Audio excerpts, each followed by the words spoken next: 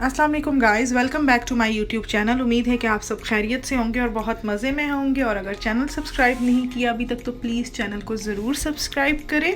साथ साथ bell icon के बटन को भी प्रेस करें ताकि आपको हर आने वाली वीडियो आसानी से मिल सके और कोई भी वीडियो आपसे मिस ना हो। अच्छा जी, आज मैं आप लोगों से बात करूंगी कि यूके में पढ़ाई का सिस्टम कैसे होता है और जो लोग इंटरेस्टेड हैं यहाँ आकर पढ़ने के लिए, लेकिन हमारे माइंड में ये होता है कि हम किसी इंग्लिश कंट्री जा रहे हैं तो यहाँ पर पढ़ाई बहुत ज़्यादा हार्ड होगी, यहाँ पर पेपर्स देंगे बहुत मुश्किल होगा, पता नहीं कैसे पढ़ेंगे, पास होंगे या नहीं होंगे, यहाँ पर एग्ज़ाम सिस्टम क्या होता है।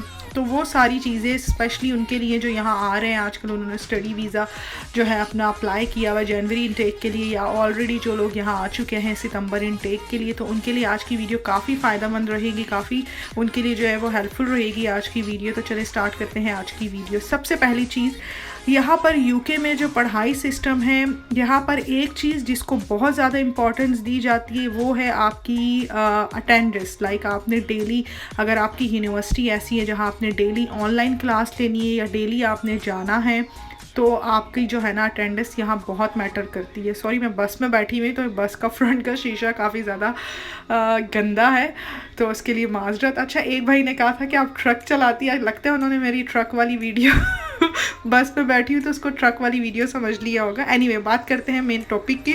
तो मैं बस में हूँ, मैं सोचा क्यों ना वीडियो भी बनाई जाए साथ। तो अच्छा, बात करते हैं यहाँ पर अटेंडेंस जो है ना यहाँ बहुत मैटर करती है। अटेंडेंस ऐसा है जैसे कि आपके मार्क्स हैं यहाँ पर। जाहिर है आप स्टडी वीज़े पे आए होते हैं तो उन्होंने होम ऑफिस जहाँ से आपका वीज़ा लग कर आते हैं उनको अपडेट देनी होती है कि फ़ला स्टूडेंट हमारे पास डेली आ रहा है या नहीं आ रहा।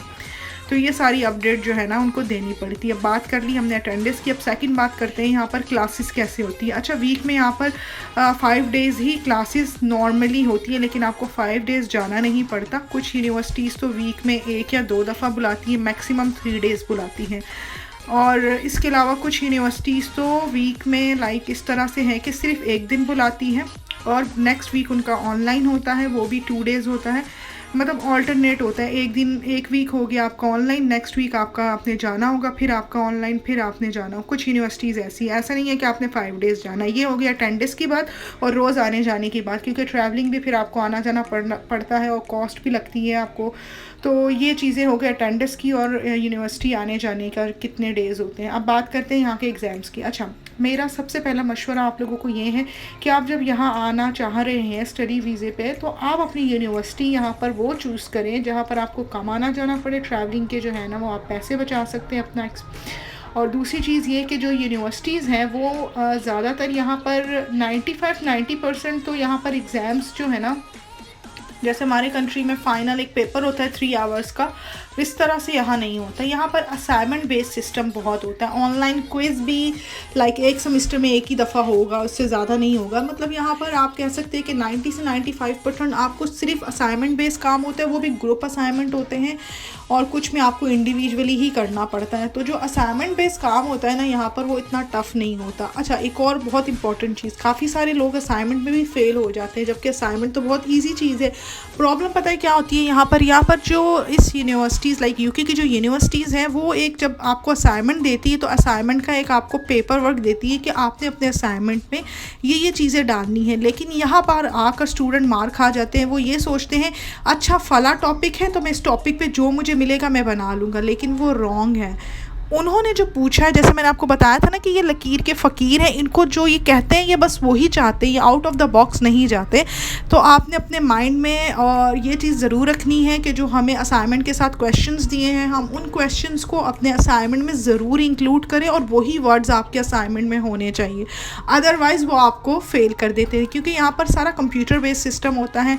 स्टार्टिंग में आपको थोड़ा सा वेयर लगेगा कि हर चीज़ लाइक डिफरेंट है, यहाँ ऐप्स वगैरह है क्लासेस के डिफरेंट, आपको जो है ना वो एप्लीकेशंस यूज़ करनी पड़ेंगी अपनी क्लासेस लेने के लिए। टीम्स होता है और भी डिफरेंट होते हैं, लाइक जूम मीटिंग वगैरह भी होती हैं। तो ये सारी चीज़ें आपके लिए स्टार्टिंग में न्यू होगी, लेकिन लिटरली वो बहुत इजी सिस्टम है। 1 वीक के अंदर ही आप सारी चीज़ें समझ जाते हैं। तो आपने अपने असाइनमेंट का बहुत ज़्यादा ख्याल रखना है। अच्छा, ये असाइनमेंट में फिर आप अगर फेल हो जाते हैं तो आपको 1-2 चांस देते हैं, तो फिर आप दोबारा सबमिट कर सकते हैं। तो मेक श्योर ये करें कि फ़र्स्ट अटैम्प्ट में ही आप अपना असाइनमेंट क्लियर कर लें, क्योंकि फिर जब सेकेंड अटैम्प्ट होता है फिर आपका रिज़ल्ट का वेट करना पड़ता है और हमारे पास वीज़े का टाइम बहुत कम होता है। है। तो आप मेक श्योर ये करें कि आपका असाइनमेंट बिल्कुल अप टू डेट हो, जो यूनिवर्सिटी की टीचर की डिमांड है। अच्छा जी, अब बात करते हैं मार्किंग की। यहाँ पर 50-40 जो है ना वो कंसीडर किया जाता है। अगर एक 100 मार्क्स का आपका कोई भी कोर्स है, अगर उन्होंने उसको डिवाइड किया है 3 पार्ट्स में, तो हर पार्ट्स में एटलीस्ट 40 मार्क्स होने चाहिए, ठीक है। तो वो ऑल टुगेदर करके फिर एवरेज निकाल देते हैं। ये तब है जब आपका 100 मार्क्स का जो भी सब्जेक्ट है वो डिवाइड हुआ हो 1 या 2-3 पार्ट्स में, जैसे part A, part B, part C, तो हर पार्ट में एटलीस्ट 40 होने चाहिए। अगर 40 से बिलो होगा, ये कुछ यूनिवर्सिटीज़ का है, कुछ यूनिवर्सिटीज़ का चेंज भी हो सकता है। तो ये सिस्टम है यहाँ पर स्टडी का। तो उम्मीद है कि आज का व्लॉग आप लोगों के लिए काफ़ी बेनिफिशियल रहा होगा, और जिनके माइंड में यहाँ की स्टडीज़ के रिगार्डिंग काफ़ी क्वेश्चंस होंगे, तो यहाँ पर स्टडी बहुत ईजी होती है, एज सच हार्ड नहीं होती। तो मिलते हैं आपसे नेक्स्ट व्लॉग।